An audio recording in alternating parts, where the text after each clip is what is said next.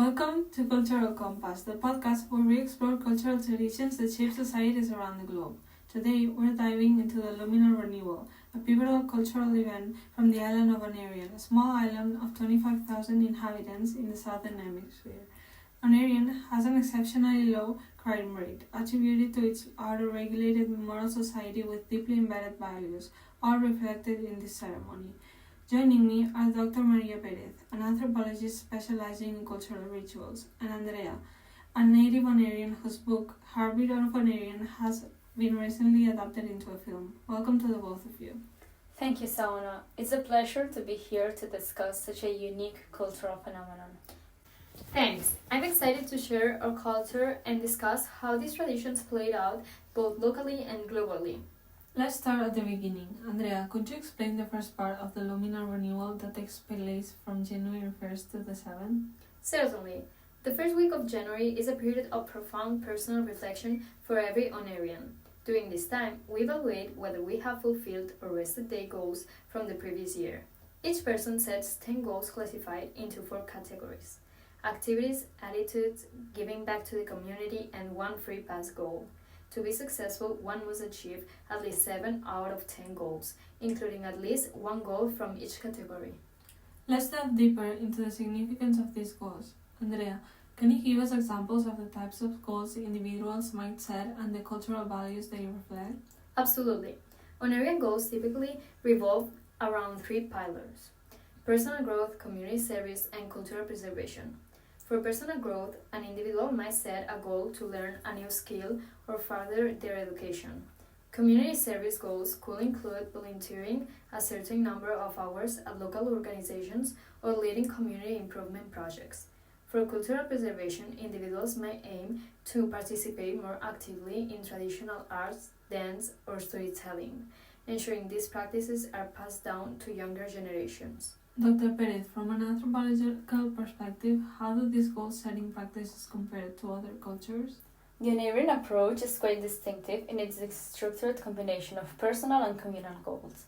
Many cultures have rituals for personal reflection, like New Year's resolutions in the West, but they often lack the communal reinforcement and formal structure seen in Hungarian society.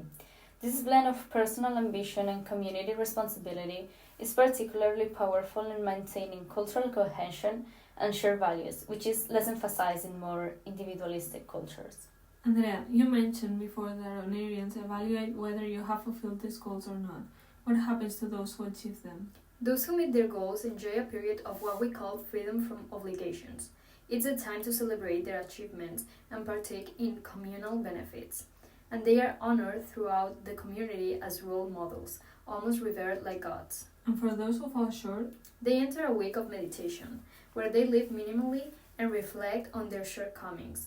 It's seen not as a punishment, but as a time to realign with our community's values and prepare for the reset day. Can you describe what this entails and its intended effects? The minimum living period or time of realignment involves living simply, often in a communal setting. People might stay in small shared spaces with basic amenities, focusing on meditation, self-reflection, and community bonding activities. The purpose is not to shame, but to encourage individuals to reconnect with their core values and the community's expectations. It's a time to gain perspective, develop humility, and build resilience from the year ahead. Dr. Pérez, what can you tell us about this? This process illustrates a beautiful synthesis of individual accountability and communal support. It resonates with Charles Taylor's notion of the cult of authenticity, where authenticity involves a communal dimension, being true to oneself and the community values. You can also understand it as a sort of a liminal phase between the past year and the new one. Moving to Reset Day on January 7th, Andrea, can you describe what happens on this day? Reset Day is when our community comes together in randomly assigned groups. We receive a letter with the place of the island we have to go to in order to meet up with our group, which is made up of people ranging from children to the elderly. So basically, you can be in a group with your best friend's grandmother or your little brother bully classmates. This ensures diverse interactions. Everyone shares their experiences from the past year, the challenges they face, and the successes they celebrated. Then, collectively, we set new goals for the coming year. This practice emphasizes the unerring commitment to communal sharing and growth. It aligns with anthropological observations that communal rituals enhance social bonds and ensure cultural continuity, a topic vividly discussed in Byung-Chul Han's writings on the community and ritual.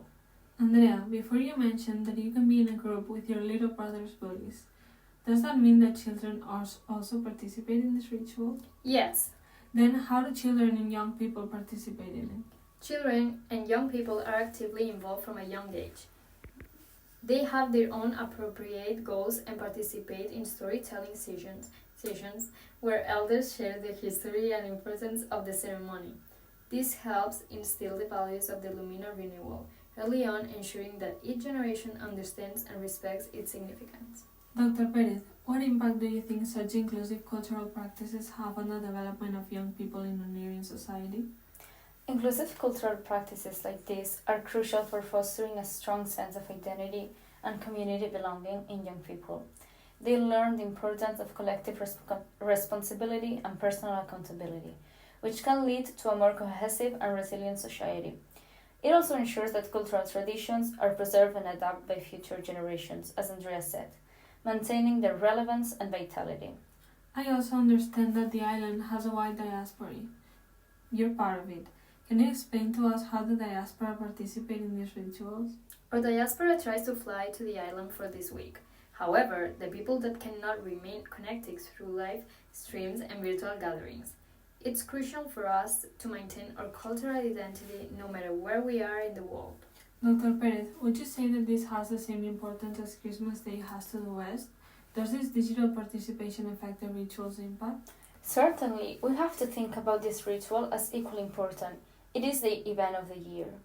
Furthermore, their online participation is fascinating because it expands the ritual space beyond physical boundaries, integrating technology into traditional practices. This adaptability is key in preserving cultural rituals in a globalized world, ensuring that even those far from home can maintain their cultural ties. Andrea, the global attention from the film adaptation of your book has shown a new light on Hungarian culture. How has this affected the local community?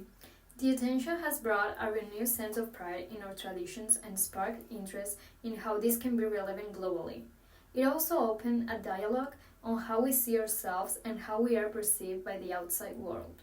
This visibility can transform cultural practices, impacting how they are perceived and enacted.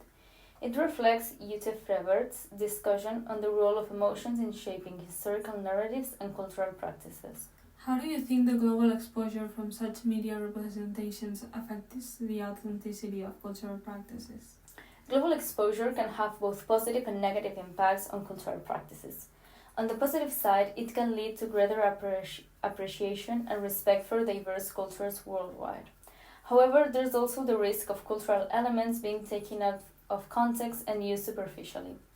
It's essential for cultural ambassadors like Andrea today to ensure that the portrayal remains authentic and true to its origins, while adapting to modern mediums. It seems like Hungarian society balances tradition and modernity quite effectively.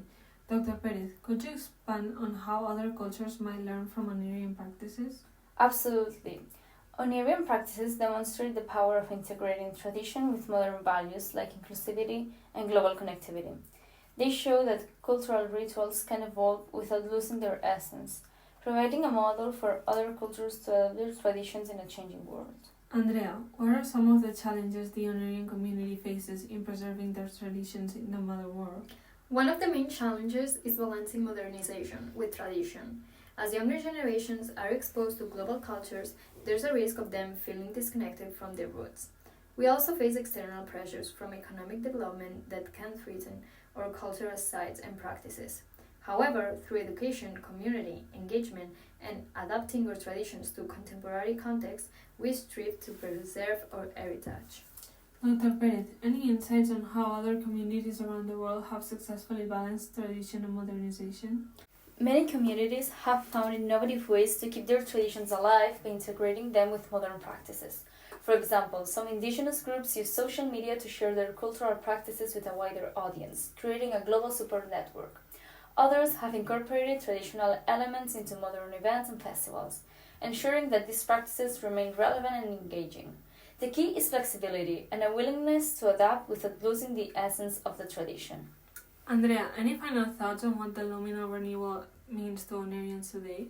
For us, it's more than a tradition. It's a reaffirmation of our values and a blueprint for personal and communal development. It guides us in a world that is constantly changing, reminding us of where we come from and what we stand for. Looking forward, what do you hope for the future of the Luminal Renewal and Hungarian culture? I hope that the Lumina Renewal continues to evolve and inspire both Hungarians and people around the world. It's a powerful reminder of the importance of reflection, community, and cultural continuity. My dream is for our traditions to be a source of pride and strength for future generations, helping them navigate the complexities of the modern world while staying true to their roots. Thank you both for sharing your insights and experiences with us today. It's been a truly enlightening discussion. To our listeners, we hope that today's episode has inspired you to explore and appreciate the traditions in your own lives and consider what values they reflect. Join us next time on Cultural Compass. Until then, keep exploring.